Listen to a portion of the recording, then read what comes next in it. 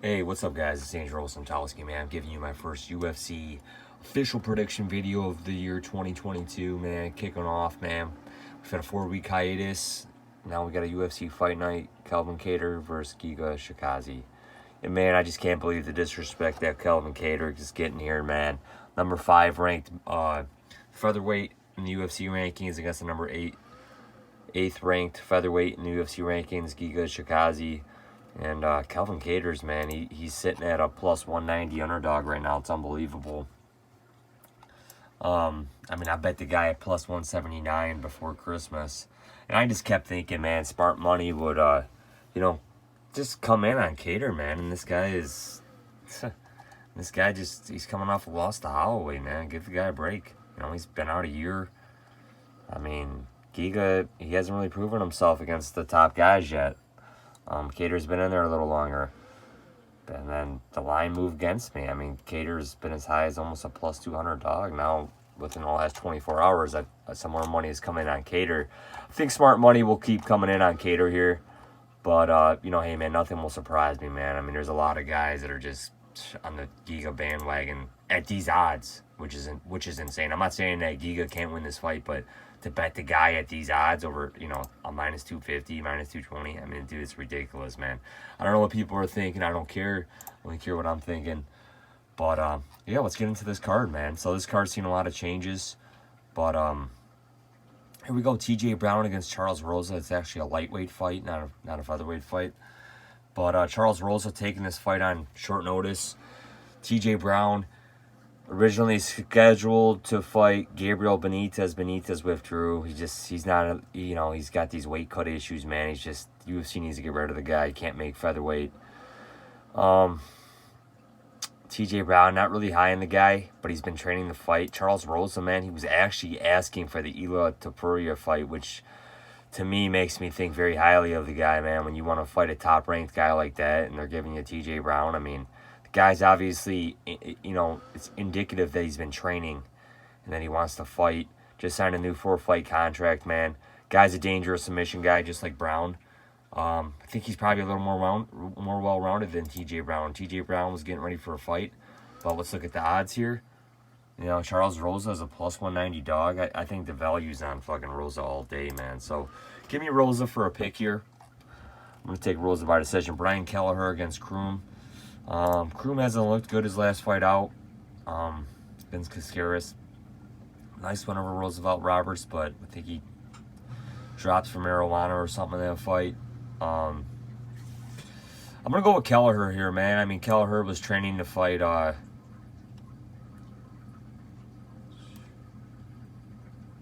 think that's Kakramanov.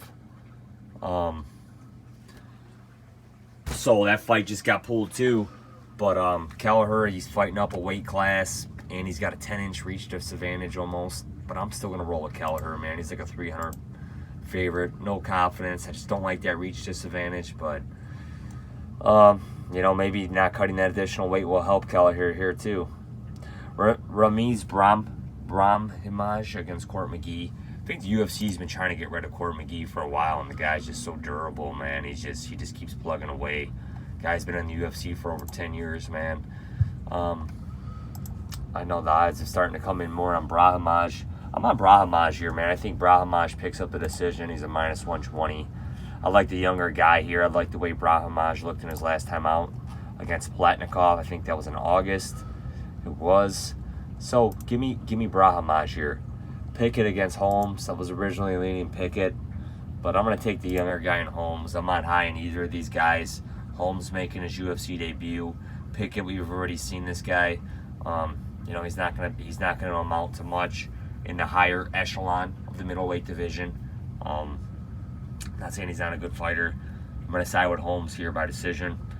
Brito against Algeo. I wasn't too high on what I saw with Brito. I know a lot of guys are just banking on this guy here, man. Looked like he has some cardio issues. Wasn't too high on the guy in the Contender Series. Whatever. I'm going to go with Bill Algeo. Not really high on this guy either. But I'm going to take Algeo as the underdog here. I think the line on Algeo and Brito's a minus 140. Algeo's a plus 130. I don't know. Yeah, so give me Algeo here. Dakota Bush against Dakota Bush against Slaviklaus. Give me Slaviklaus here, man. That first round knockout. The guy was a big dog. Chris Duncan on the Contender Series knocked him out. Trains that team Alpha Male, man. He might be one of their striking coaches over there. Dakota Bush. This is his second time out in the UFC. We're gonna see what this guy's about. No shame in losing a Hubbard, but I'm gonna take Slaviklaus here. Chook against Maya rematch, I believe, from UFC 244.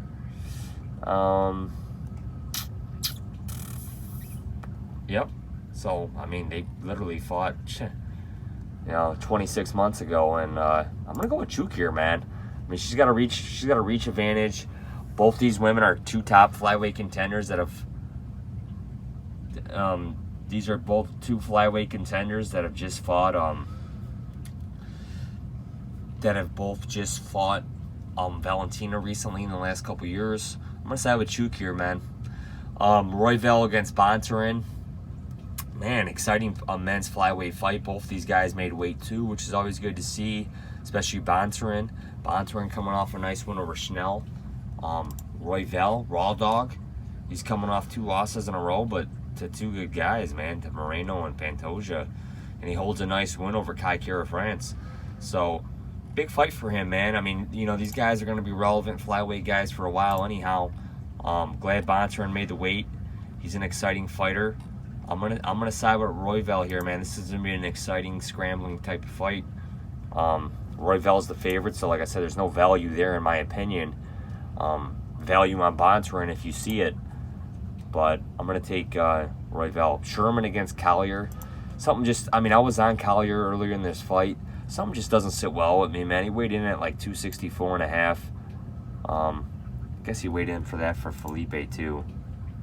I mean, something just doesn't sit right with me, man. But he's been walking around the same weight. So I don't know what I'm tripping about. Sherman's back's against the wall, but I think Collier's back's against the wall too. Sherman weighed in at 250. Let me see if that seems like that's a little bigger than what he normally walks around at too. Let's see what he weighed in for Arlovsky. 251, 256. 250. So he came in at 250. I don't know, man. Something just doesn't look right about Kelleher. But I mean, my original pick was Kelleher. But I'm gonna side with Sherman here, man. I'm not high on Sherman. Believe me, I have zero confidence in that pick. I think Kelleher, he's a former middleweight, but he's shown that he can fight at heavyweight, man. He has shown that. He can take damage too outside of that Aspinall fight, but I'm going to side with Sherman here. Sherman would be smart to utilize those low kicks, man, but Kelleher, I think, throws a little more volume, but it's a do or die fight for both of these guys. Main event. This one just has me mind blown, like I said in the beginning of the video. I just don't really understand how Kattar is a 2-1 dog to Chikadze when Kattar was a plus 130 to Holloway. I mean, if it's based off the loss to Holloway, Holloway's, could be considered the greatest featherweight of all time.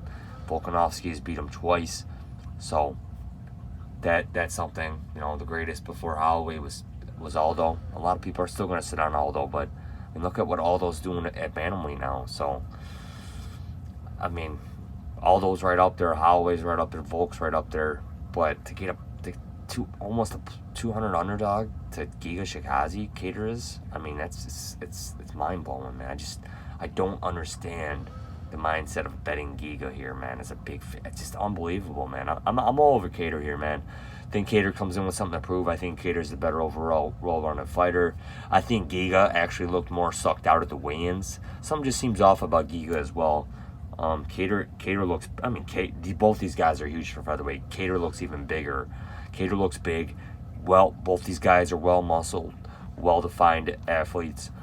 And I like Kattar's style here, man. I think Kattar can really put it on Giga. We've seen Kattar go 5 rounds multiple times. We haven't seen Giga. I think Giga's going to slow down. I think Kattar's going to push a hell of a pace on him. I don't think Kattar's going to give him that fucking breathing room that Giga needs. And I like Kattar here, man. So give me Kattar by decision, but I can see a finish as well. And so, yeah, those are my picks, guys. Official predictions. We're going to go over them again. I'm on Kattar. I'm on Sherman. I'm on Royval. I'm on Chook. I'm on Borshchev. I'm on Algeo. I'm on Holmes. I'm on Brahimaj. I'm on Kelleher, and I'm on Rosa. So thanks, guys, for joining me. First UFC event of 2022. We should see 40-some events this year. I can't wait, guys, man. I plan on giving prediction videos for them all. So thanks for joining me, guys.